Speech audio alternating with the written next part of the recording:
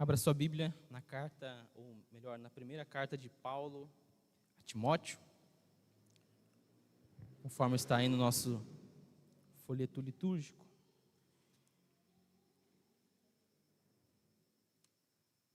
Mais um santo dia do Senhor.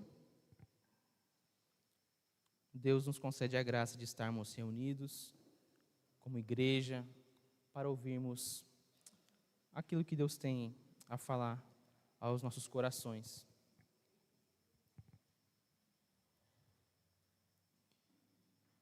Primeira Timóteo, capítulo 1, versículos do 12 até o 17.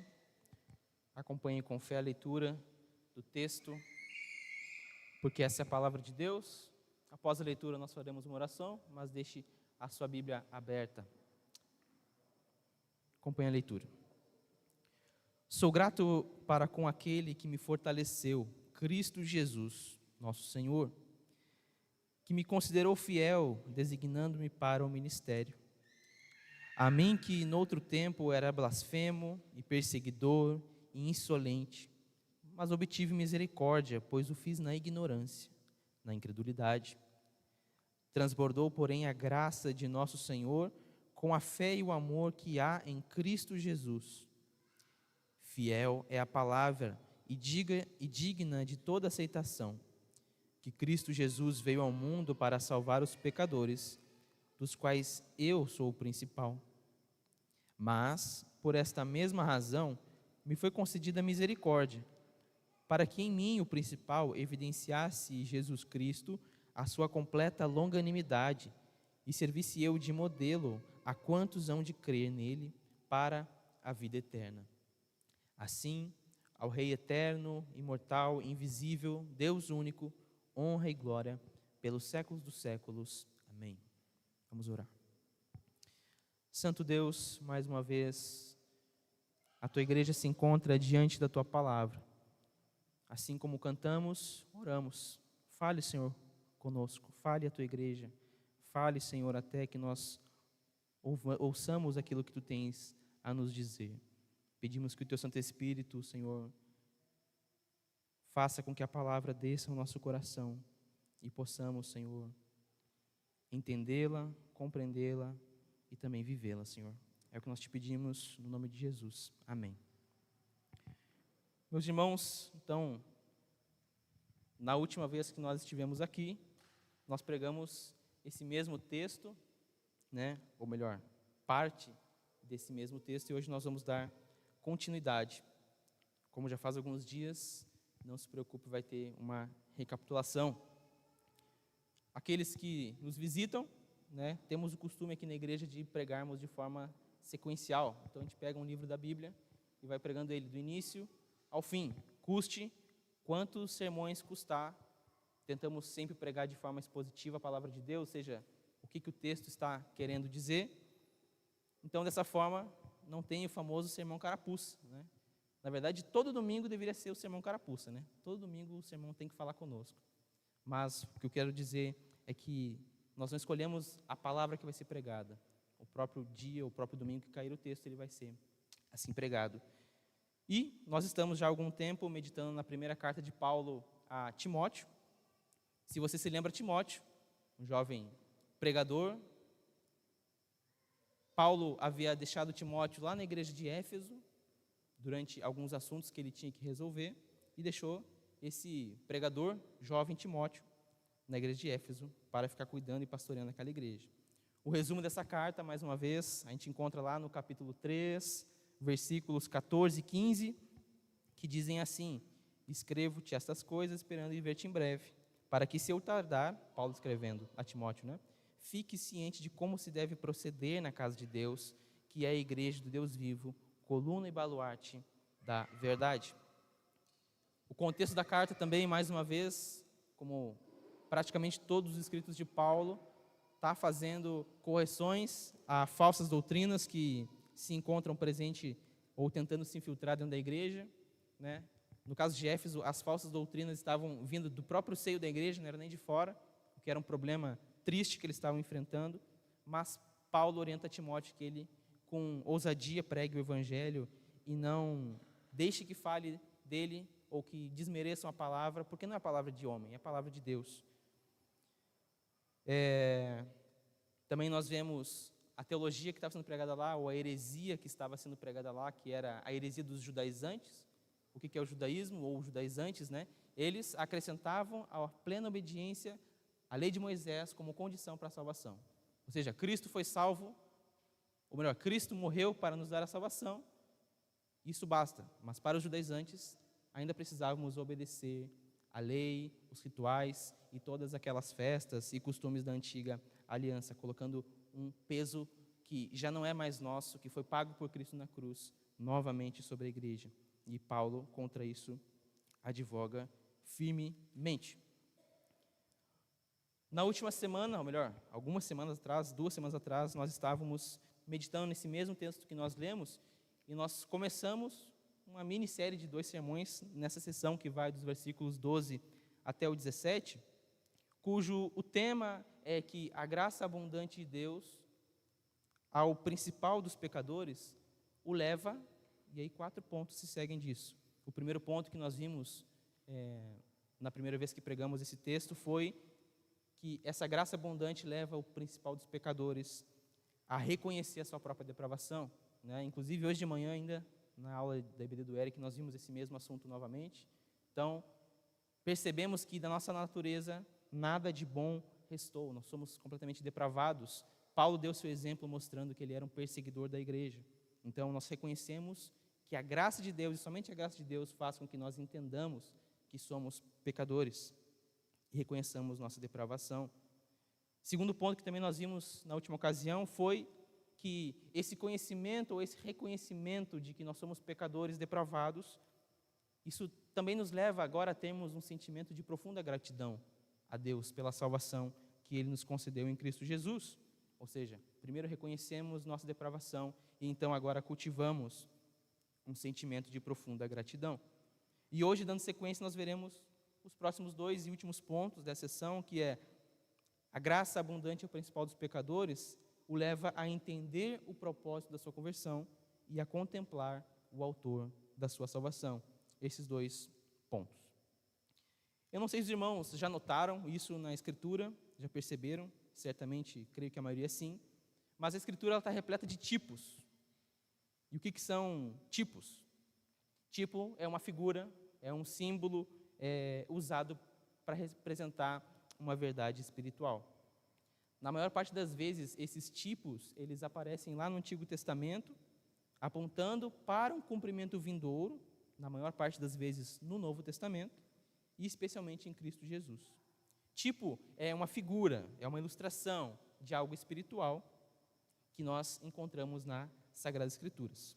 Já o antítipo é justamente o cumprimento daquilo que está sendo projetado pelo tipo. Um exemplo de um tipo que aparece nas Sagradas Escrituras e representa algo espiritual é a cor branca, né? Então, quando nós olhamos a cor branca, ela é usada como um tipo nas Sagradas Escrituras, normalmente relacionado à pureza ou à justiça. Da mesma forma como a cor vermelha é utilizada algumas vezes na Escritura como um tipo para descrever o pecado. Nós conseguimos ver isso, por exemplo, no livro do profeta Isaías, no capítulo 1, e no versículo 18, onde ele nos diz: Vinde, pois, e arrazoemos, diz o Senhor. Ainda que vossos pecados sejam como a escarlata, eles se tornarão brancos como a neve. Ainda que sejam vermelhos como o carmesim, se tornarão como lã. Mas não apenas as cores são usadas como tipo na Bíblia, mas os lugares também. O Egito. Quando falamos em Egito, naturalmente, nossa mente já traz a ideia de escravidão, de servidão, pois o povo de Deus passou lá um bom tempo. Quando falamos em Sião, né, o lugar onde Davi governou sobre o povo de Deus, também é um tipo que aponta para essa graça salvadora e libertadora do poder de Deus. Nós lemos durante a nossa liturgia também lugares como Sodoma, Gomorra ou até mesmo a Babilônia. São tipos que apontam para verdades espirituais. Mas os tipos, eu acho que a gente está mais acostumado a ver ou a entender, são os tipos relacionados às pessoas. Então, especialmente porque na Escritura nós temos diversos homens que o seu tipo, ou a sua ação, a sua vida, ainda que imperfeita, apontava para Cristo Jesus. Esses tipos nós conseguimos ver ao longo da Escritura. Temos Isaac, temos Moisés, Davi. Ainda que esses tipos, como eu falei, imperfeitos, ainda que pecadores, parte da vida dele, ou parte do seu ministério, do ofício que exerceram, eles apontavam para algo maior que eles, nesses casos, Cristo Jesus. E no texto que nós lemos hoje, nós também temos um tipo, ou talvez um modelo, melhor dizendo, daquilo que nós devemos ser e daquilo que a obra de Deus, o poder de Deus, tem poder para fazer. Esse tipo é Paulo, a sua conversão e o seu ministério. Esse tipo representa o poder de Deus, aquilo que Deus pode fazer, o poder da graça de Deus em salvar um pecador, salvar um perseguidor e dar a ele um propósito segundo a vontade de Deus. Volte seus olhos mais uma vez para o versículo 16, que nós lemos, e vamos fazer uma nova leitura. Mas, por esta mesma razão, qual a razão? Versículo anterior. Que Cristo Jesus veio ao mundo para salvar pecadores, por esta razão me foi concedida misericórdia, para que em mim, o principal, evidenciasse Jesus Cristo a sua completa longanimidade, e servisse eu de modelo a quantos hão de crer nele para a vida eterna. Nesse versículo, a palavra de Deus nos mostra Paulo como um modelo a ser seguido por aqueles que creem em Cristo. Mas talvez o fato de a Escritura apresentar um pecador, como Paulo era, como ele próprio se identificou, talvez isso soe estranho para você. Talvez a Bíblia indicar homens para serem seguidos possa soar estranho, né?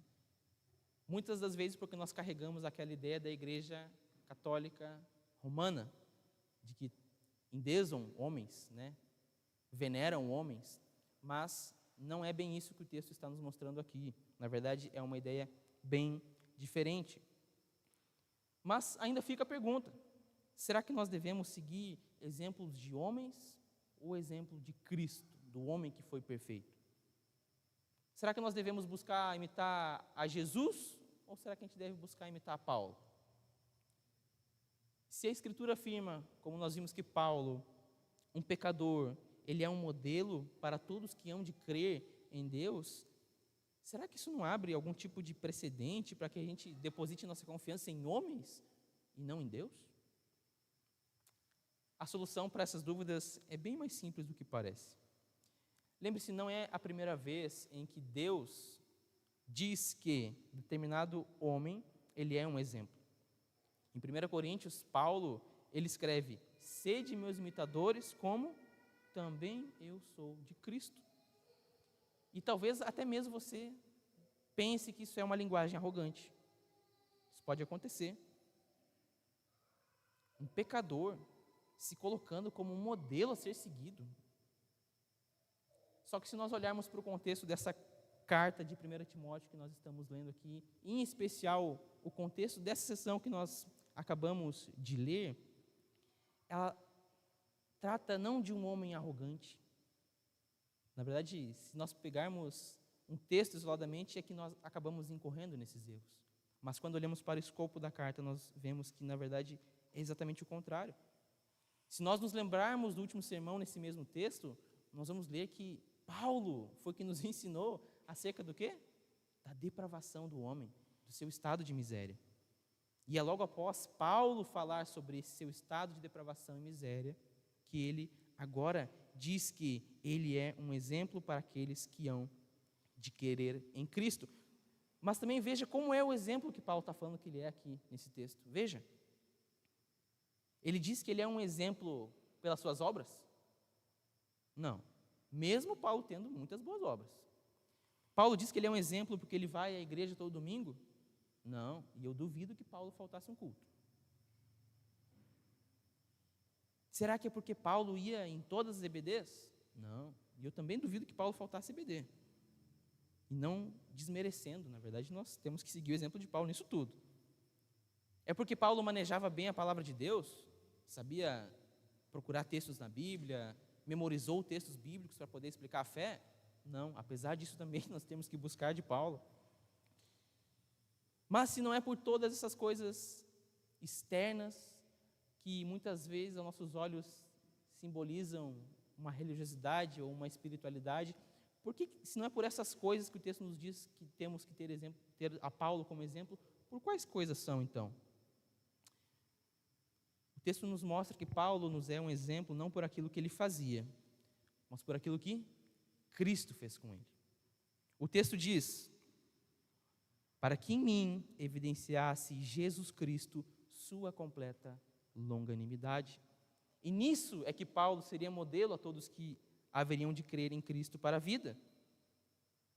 E nisso também nós devemos ser modelo a todos aqueles que hão de crer para a vida. O fato de Cristo ter sido longânimo para conosco. Todos nós, nesse sentido, somos um retrato de Paulo. Cristo foi longânimo para com as nossas vidas. Nós recebemos essa graça abundante de Deus.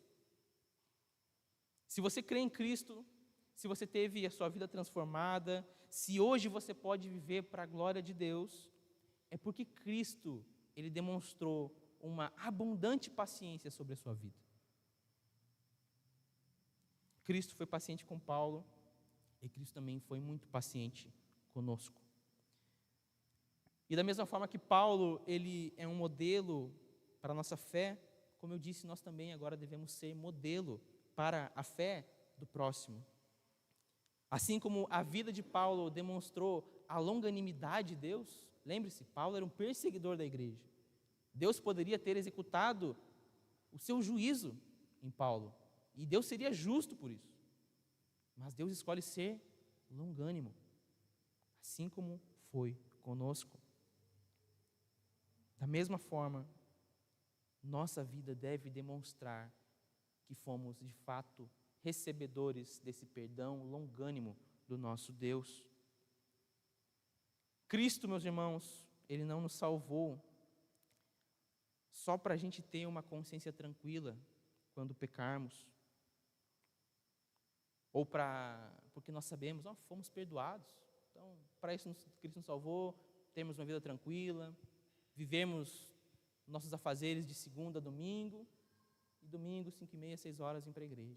E amanhã, temos uma vida completamente apática ao Evangelho. Não foi para isso que Cristo nos salvou. Cristo, ele nos salvou para que nós fôssemos modelos para todos aqueles que ainda hão de crer, assim como Paulo o foi. E nós não seremos capazes de ser esse modelo, a menos que nós vivamos para Deus. Deixe sua Bíblia marcada aí em 1 Timóteo e abra agora em Mateus, capítulo 5. Mateus, capítulo 5, nesse capítulo nós temos o conhecido Sermão do Monte, proferido pelo próprio Deus Filho.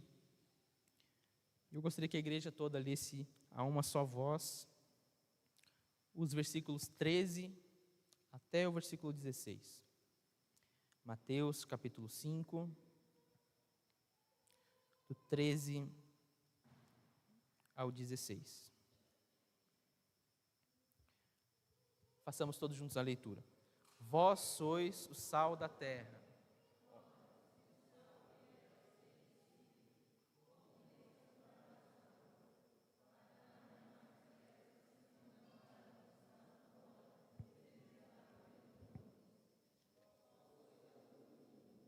Não se pode esconder a cidade edificada sobre um monte, nem se acende uma candeia para colocá-la debaixo do alqueire, mas no velador, e alumia a todos os que se encontram na casa.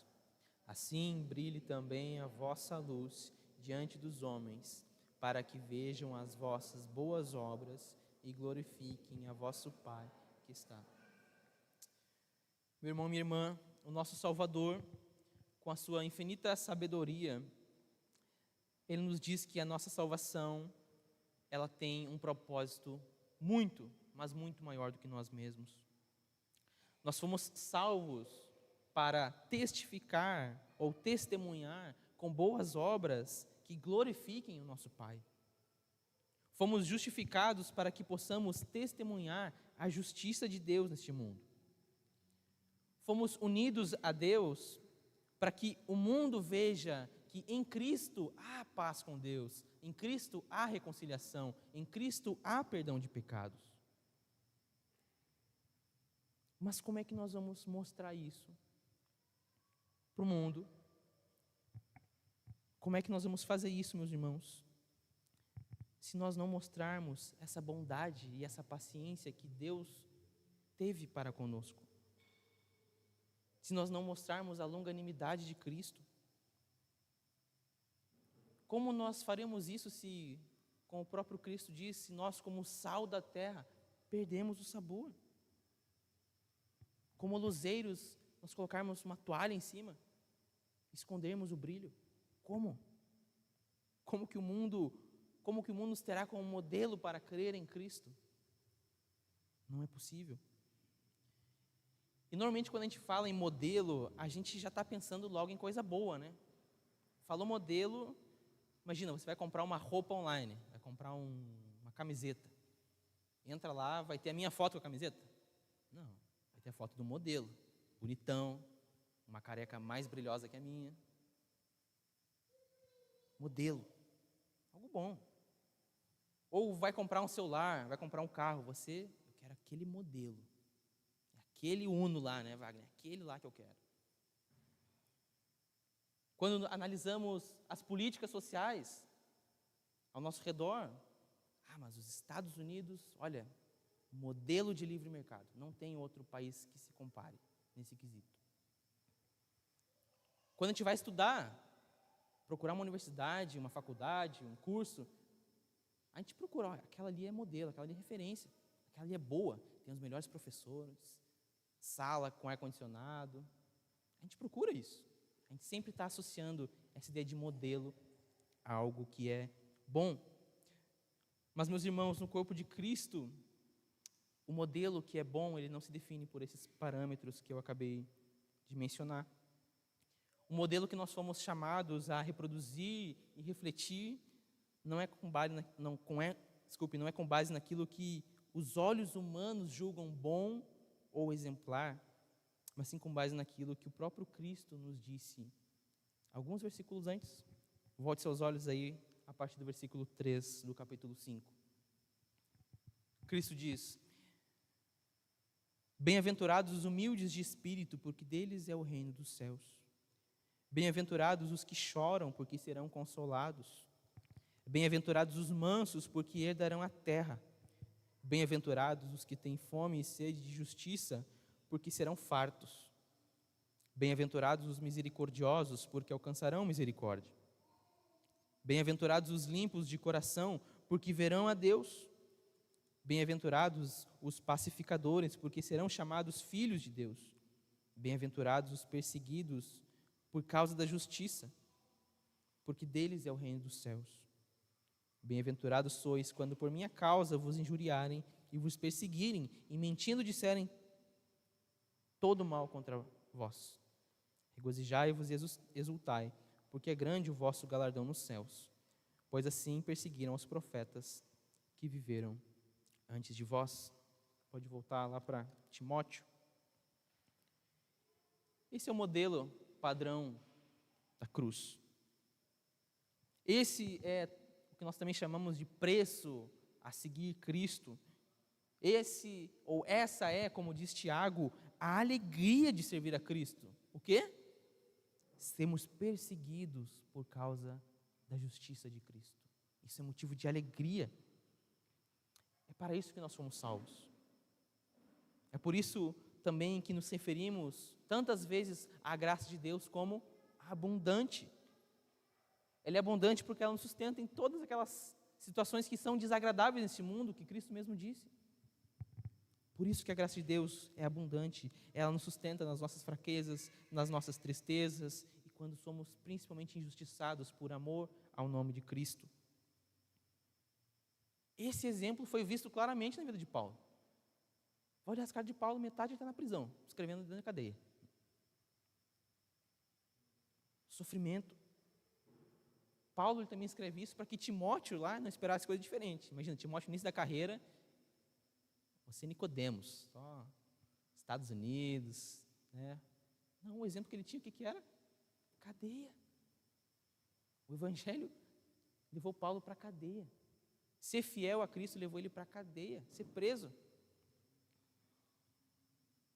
Mas e nós? Por que a gente espera viver em um evangelho light? Um evangelho sem açúcar e sem glúten. Um evangelho sem conservantes e sem agrotóxicos. Talvez essa não seja a melhor comparação, mas nós estamos tão mal acostumados, irmãos, a definir cada vírgula de tudo que nós fazemos, que algumas coisas concernentes ao evangelho, a gente simplesmente também decide que já não é mais necessário. Que já não é mais, não é a Bíblia que está exigindo, não é Deus que está exigindo. Nós perdemos isso. Por tanto definirmos coisas em nossa vida, por tanto sermos reis de nossas vidas, acaba que isso ocorre. Nós decidimos o que nós vamos comer, o que nós vamos vestir, o que nós vamos fazer no dia de hoje. A gente define quando nós vamos ir, quando a gente vai voltar. A gente define onde os nossos filhos vão estudar. A gente define o que os nossos filhos vão estudar. A gente define qual é a marca do molho de tomate que a gente vai comprar no mercado. Mas muitas vezes nós não decidimos obedecer o chamado de Deus. E aqui, meus irmãos, é óbvio que eu não estou falando para descrentes. Estou falando para crente. Os crentes é certo, eles não têm como obedecer a Deus como nós estudamos hoje de manhã. Mas os crentes têm esse poder, dado pelo Espírito Santo. Quando nós olhamos para a Escritura, nós vemos homens e mulheres que tinham uma vida centrada em si mesmos, entregues aos seus desejos, entregues às suas próprias paixões. Eram cegos e perdidos. Mas quando eles experimentam a graça abundante de Cristo, quando eles se dão conta da tremenda paciência com que Deus teve com eles, alguma coisa muda. Na verdade, tudo muda. A chave vira. E Paulo nisso também nos é um exemplo. De perseguidor da igreja, agora ele passa a ser perseguido. Pense, o que mudou na sua vida após sua conversão? Como você descreveria talvez o seu sofrimento em prol do Evangelho? E veja que, graças a Deus, se nós sairmos daqui, nós vamos chegar em segurança à casa. Ninguém vai nos matar no meio da rua ou vir largar uma bomba aqui dentro, porque nós somos cristãos. Apesar de, em muitos lugares no mundo, isso acontecer. Então, o nosso sofrimento em prol do Evangelho, hoje, no nosso país, não está nesse nível. Mas existe sim um sofrimento intrínseco ao Evangelho, que é o que nós veremos. Mas pense, como você tem vivido os seus dias em obediência à palavra de Deus? Como é que tem sido a sua luta contra o pecado? Essas perguntas todas, elas são bem fáceis de responder quando alguém ama a Deus e vive para a glória de Cristo. Ele sabe qual é o pecado que ele aflige e que ele luta. Ele sabe que é difícil viver em obediência a Deus. Ele sabe que seguir a Deus envolve sofrimento. E nós, meus irmãos, graças a Deus, temos a luz de Cristo exposta aos nossos olhos e aos nossos ouvidos, pelo menos no domingo. Mas será que essa luz ela tem descido até o mais profundo do nosso coração? Eu acredito que ela desce pela misericórdia de Deus. Mas muitas vezes eu acho que essa palavra que nós ouvimos, ela desce filtrada. Sabe qual que é o sintoma disso? Ou o que eu estou querendo dizer? É quando nós escutamos uma boa teologia, que graças a Deus o Senhor tem nos conservado assim. Mas na hora de descer para o coração, ela passa por alguns filtros do nosso próprio coração, do nosso próprio pecado. E então a nossa teologia ela é robusta, forte, mas nossa prática está zero. Talvez se você no trabalho está na faculdade, Gabrielzão, faculdade, Eric, alguém vai lá, pergunta para você sobre o Evangelho, você vai lá e vai pregar no quartel, tem bastante disso, né? Você consegue explicar a Bíblia, talvez com a mesma profundidade e ousadia de Paulo. Você consegue. Você explica que somente a Bíblia é a palavra de Deus, que somente Deus tem os seus eleitos. Você explica que somente em Cristo há salvação e que o Espírito nos regenera para vivermos para Deus. Sua teologia está um aço, como diz lá no quartel, né? Está um aço. Mas e a prática? A prática é triste. Infelizmente, quando nós olhamos para a nossa vida, por mais robusta que seja a nossa teologia, a nossa prática deixa muito a desejar. Isso acontece, eu creio, meus irmãos, porque nós temos dificuldade em entender que todo aquele ensino que é teológico, que recebemos aqui da palavra de Deus, ele deve ser revestido de coisas práticas no nosso dia a dia. Eu sempre proponho isso para os irmãos, nos estudos que a gente faz, né? O pessoal do meu céu já está ligado nisso. Depois do sermão, o que a gente tem que se perguntar? O que vai mudar na minha vida a partir de hoje? O que eu preciso mudar na minha vida a partir do sermão que eu vi? Se a gente sai daquela porta domingo sem saber responder essa pergunta, a gente perdeu. A teologia deve ser revestida da prática. Vou pegar como exemplo coisas da nossa rotina como igreja. Lembrando que isso pode ser estendido a todas as áreas da nossa vida. A limpeza da nossa igreja. O ano inteiro são os mesmos poucos irmãos que se voluntariam para esse serviço. Se colocam à disposição para no sábado vir aqui na igreja, tirar todas as cadeiras do lugar, passar vassourão, passar pano, depois colocar as cadeiras de novo, limpar banheiro. Você chega domingo na igreja, está tudo limpo, está tudo arrumado. Mas poucos são os que se voluntariam. Mas se for 20, não vai achar aqui, né? Limparás a igreja. Não tem.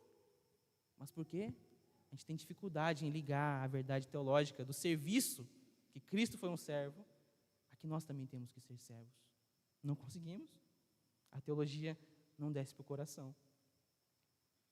Outros exemplos, vou pegar hoje só exemplos da nossa vida como igreja. Não vou estender para a vida pessoal. Vou deixar que os irmãos façam essa autorreflexão. Reunião de oração, quinta-feira. É triste, meus irmãos. É meia dúzia. E sempre os mesmos meia dúzia de sempre. Temos ouvido. Não é por falta de alerta, não é por falta de ensino, não é por falta do falar, do avisar. É porque a teologia não desceu ainda para o coração. Não desceu para a prática. Não entendemos, talvez, de fato, o que é os meios de graça que o Senhor nos comunica. Por isso que não desce para a prática. Escola Bíblica Dominical, a nossa igreja tem isso? Sim. Reunião nos lares, uma vez a cada 15 dias, em 2 locais, em que nós podemos escolher o que fica mais próximo da nossa casa. Meia dúzia. Lembrando, irmãos, só exemplos da nossa rotina. É que a semana é corrida, eu sei que a semana é corrida. Mas, em muitos casos, lembre-se, eu sei que tem gente que trabalha, que estuda, fique tranquilo, não estou sendo um judaizante colocando peso sobre você, tá? É a sua consciência com Deus, eu sei que quem estuda tem que estudar, quem trabalha tem que trabalhar, fique tranquilo. Eu estou falando daqueles que têm condições de participar e negligenciam os meios de graça. Isso revela que a teologia ainda não desceu para a prática. Como eu falei, esses exemplos são só da vida comum da igreja. Mas estenda isso à sua casa. O que muda na forma como você trata a sua esposa, maridos? Tem mudado? Você tem sido mais paciente domingo após domingo, dia após dia, crescendo no Senhor? Esposa, você tem sido mais branda no seu falar? Tem buscado ser mais virtuosa? Filhos, têm sido mais obedientes aos pais? A teologia, ela tem que descer para a prática. Faça essa autorreflexão. Nós não estamos aqui debatendo ideias, nós estamos pregando o Evangelho é prático. Quando nós compreendemos que a graça abundante é o principal dos pecadores, o leva a reconhecer a sua depravação, como nós ouvimos. O leva a cultivar um sentimento de profunda gratidão, como nós vimos. O leva a entender o propósito da sua conversão, como nós acabamos de ver, que é testemunhar com boas obras que glorifiquem ao nosso Deus. Quando todas essas coisas descem ao nosso coração, só então é que nós começamos a viver o Evangelho. E então, poderemos começar a fazer como Paulo também faz agora no último versículo da sessão, que Paulo começa agora a contemplar a Deus e contemplar ao Criador. No versículo 17, Paulo diz assim: assim ao Rei eterno, imortal, invisível, Deus único, honra e glória pelos séculos dos séculos. Amém. Paulo, ele encerra essa sessão em que ele trata do seu testemunho pessoal com uma doxologia, um hino de adoração ao Deus triuno. E até mesmo nisso a gente consegue aprender na palavra de Deus. Podemos aprender que o nosso testemunho de vida, ele deve ser recheado com ações de graças. Talvez quando nós tivermos a oportunidade de contar a outras pessoas aquilo que Deus fez em nosso coração, isso deve terminar numa doxologia, por causa daquilo que Deus fez ao Deus eterno, imortal, invisível e único. Até mesmo quando nós meditarmos sozinhos e nos lembrarmos o que Cristo fez por nós, isso deve levar a essa contemplação majestosa de quem Deus é. E mais importante, nós temos infinitos motivos, tem até uma canção que fala isso, nós temos infinitos motivos para agradecer a Deus, e é bem verdade. Mas o primordial é que nós adoremos a Deus por quem Ele é. Nosso Deus, Ele é um Deus eterno, imortal, invisível e único.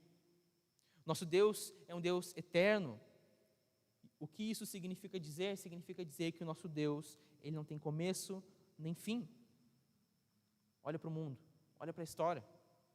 Impérios se levantaram, por mais longos que tenham sido, eles ruíram. Governos, ora vêm, ora vão. Presidentes, o seu mandato já tem data de validade. Mas o nosso Rei, o nosso Deus, Ele é eterno e Ele é Rei eternamente. Por isso, adoremos a esse Rei com maior confiança e temor. Vivamos sobre o governo desse Rei justo e bom. Obedeçamos a esse Rei. Nosso Deus também é um Deus imortal. Diferente de tudo que nós conhecemos, o nosso Deus, Ele não perde a sua essência. Mais uma vez, olhe para a natureza. Hoje a gente consegue ver uma árvore de pé. Amanhã já virou papel, já virou carvão, já virou outra coisa, perdeu a sua essência. Olhe para as montanhas. Basta Deus mandar uma chuva, viram planícies. Perdem sua essência. Olhe para você. Você já não tem o mesmo pique de 5 anos atrás. Você perde sua essência. Você se deteriora, nós nos deterioramos com o tempo. Mas nosso Deus é imortal. Cristo conquistou essa imortalidade, nem mesmo a morte pôde detê-lo, Ele venceu a morte. O Salmo 16 nos diz: pois não deixarás a minha alma na morte, nem permitirás que o teu santo veja corrupção. Esse mesmo Cristo que ressuscitou dos mortos, Ele também nos deu essa imortalidade. Nosso Deus é imortal, confiemos nele. Nosso Deus também é um Deus invisível. E talvez você nunca tenha pensado sobre como esse atributo de Deus revela a sua graça e amor, né? Nossa, Deus, obrigado porque Tu és invisível. A gente nunca pensa sobre isso, né? É um atributo de Deus, invisibilidade. Meus irmãos, Deus sabe que Ele é invisível. O Deus Pai sabe disso. Ele sabe que a invisibilidade dEle o torna inacessível. Você consegue enxergar o Deus aqui? Não conseguimos. Deus, sabendo disso, que Ele é invisível, que Ele é inacessível ao homem, o que Ele faz? O que Deus decide fazer? E o Verbo se fez carne e habitou entre nós. cheio de graça e de verdade. E vimos a sua glória, a glória como do unigênito do Pai. Ninguém jamais viu a Deus. Cristo é a exata expressão do ser do Pai. Está lá em João, nós lemos isso. Por isso, ao meditarmos na invisibilidade de Deus, pense, em Cristo, Deus nos permite ver a Deus. Como nós também lemos em Mateus, bem-aventurados os limpos de coração, porque verão a Deus. Nosso Deus é também único, não há outro como nosso Deus. Eterno, imortal, invisível, incomparável. O que nos resta? O que nos resta?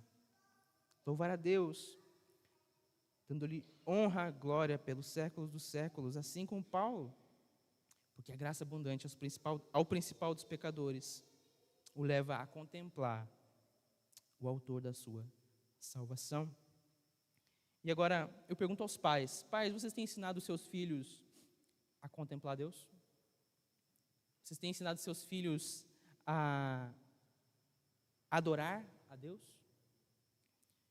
Um exemplo talvez mais claro de onde nós contemplamos e adoramos o nosso Deus é no culto.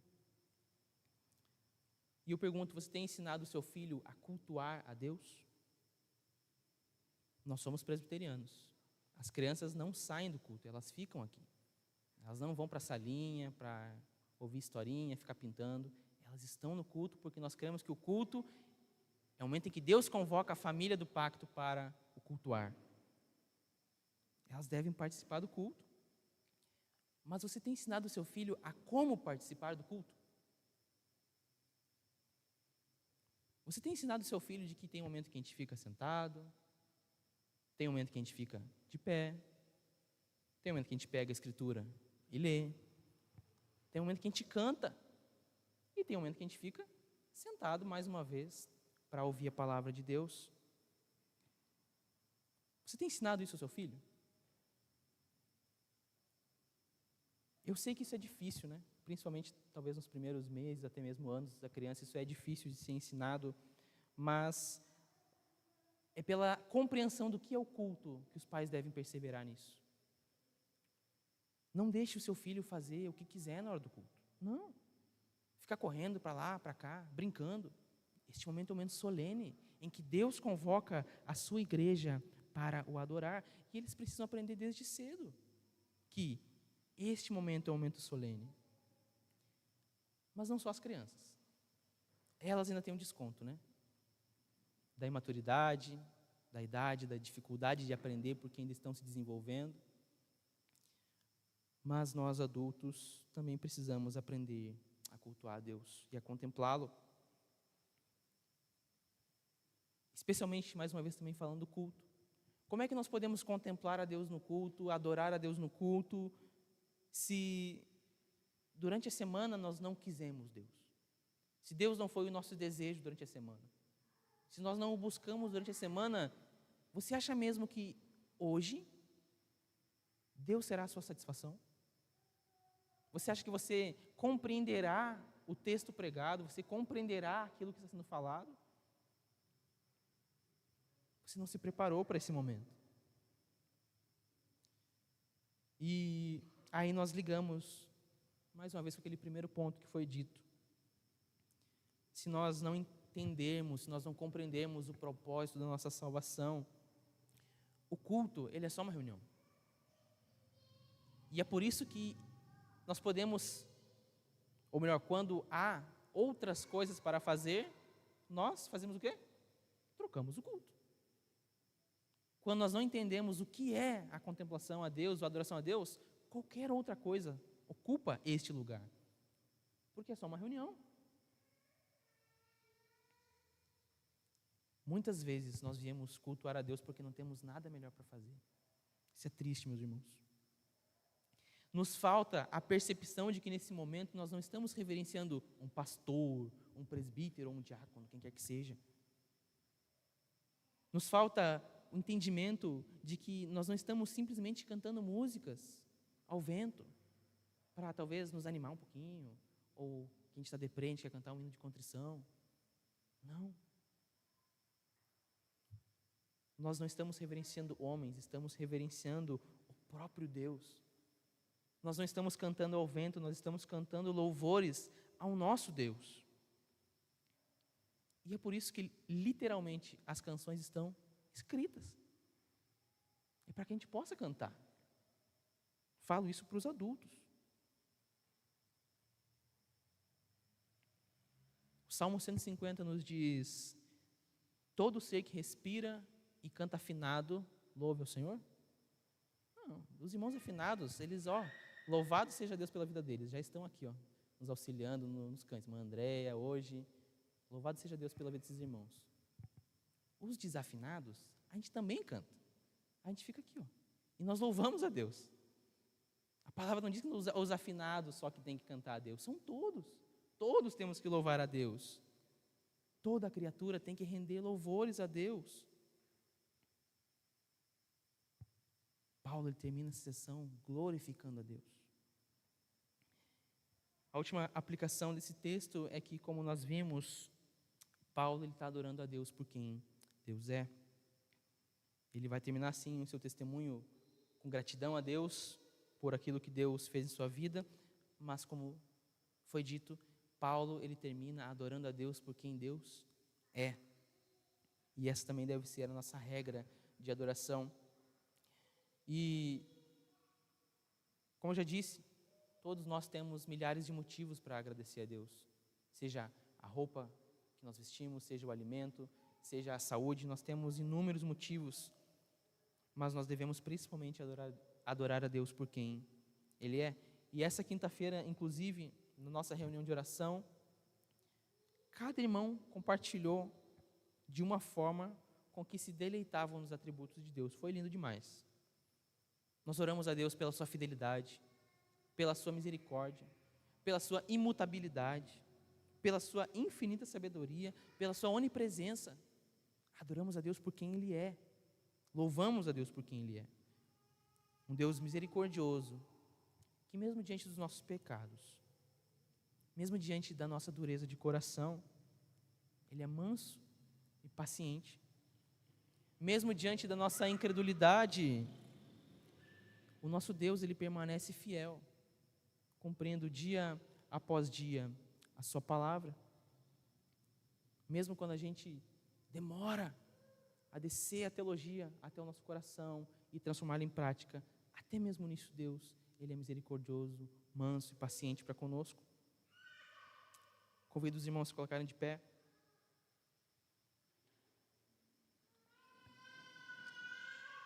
Nosso Deus também é um Deus de amor.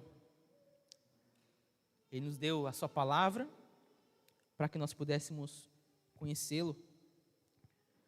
O nosso breve catecismo diz: será que alguém será capaz de guardar perfeitamente os mandamentos de Deus? Será que nós seremos capazes de colocar toda a teologia que nós ouvimos em prática?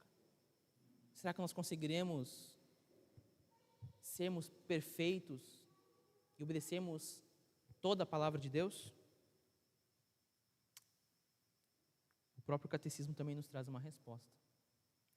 À luz da Escritura, ele nos diz: nenhum homem, desde a queda de Adão, é capaz nesta vida de guardar perfeitamente os mandamentos de Deus, mas diariamente os quebranta através de pensamentos, palavras e obras. E essa é a realidade.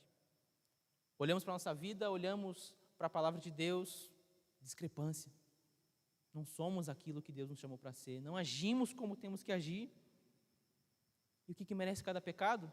O breve catecismo, à luz da Escritura, também nos diz que cada pecado merece a ira e a maldição de Deus, tanto nessa vida quanto na vindoura. Mas o nosso Deus, sendo um Deus tão bom, um Deus tão misericordioso, Ele nos dá um escape dessa ira. Ele nos dá um livramento dessa ira em que nós merecemos por tudo aquilo que ouvimos que nós somos tardios em fazer, em obedecer a Deus. Deus, Ele nos dá um escape. Ele nos livra da sua ira e da sua maldição, exigindo o que de nós? Fé e arrependimento em Cristo Jesus, para a vida e o uso diligente de todos os meios exteriores pelos quais Cristo nos comunica as bênçãos da redenção.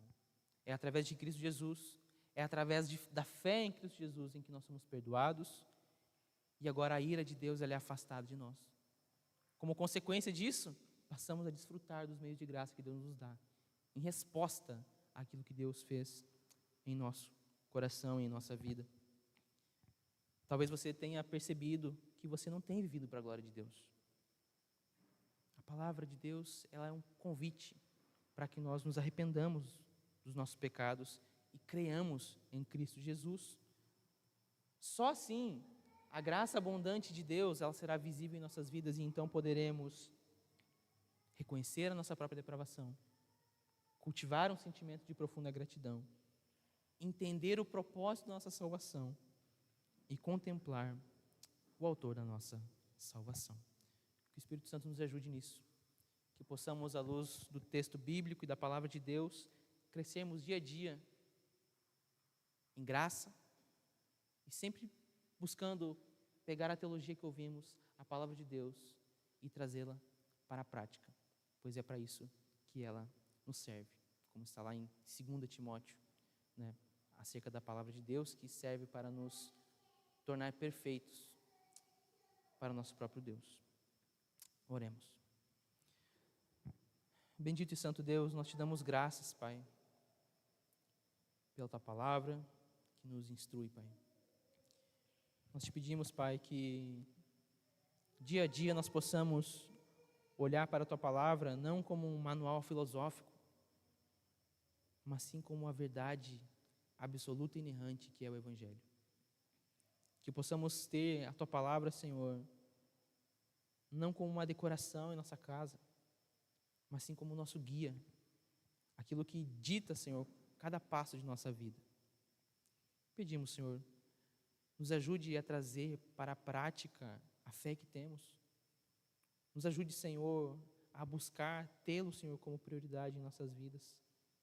Nos ajuda, Senhor, mesmo no nosso pecado, nas nossas fraquezas, a confiar em Ti e a crer que em Cristo Jesus nós temos o perdão dos nossos pecados. Que, como vimos nesses 2 sermões, essa graça abundante que nos é derramada por causa do sacrifício de Cristo, nos leve, Senhor, também a Te contemplar e a Te adorar por aquilo que Tu és. É a oração que nós Te fazemos, certos de que o Teu Espírito Santo há de trabalhar e de nos aperfeiçoar até o dia da volta de Cristo. No nome dEle que nós oramos. Amém.